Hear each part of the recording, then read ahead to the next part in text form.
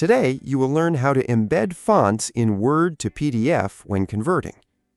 First, click File, then Options, and select Save from the left side. Scroll down until you find Preserve Fidelity when sharing this document section. Check the box that says Embed Fonts in the file. For most people, it's also a good idea to keep Embed only the characters used in the document checked, because it reduces the file size while still preserving the fonts used in your document.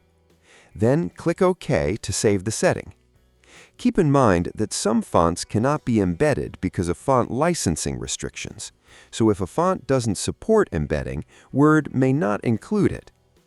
If you want to save as a PDF file, click File, then Save As, choose the folder where you want to save it, and in the Save As Type drop-down, select PDF. Before clicking Save, click the Options button.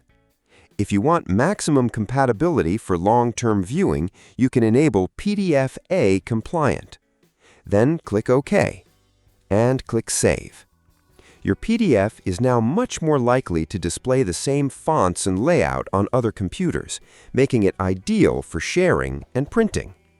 If you found this tutorial helpful, please like this video and subscribe.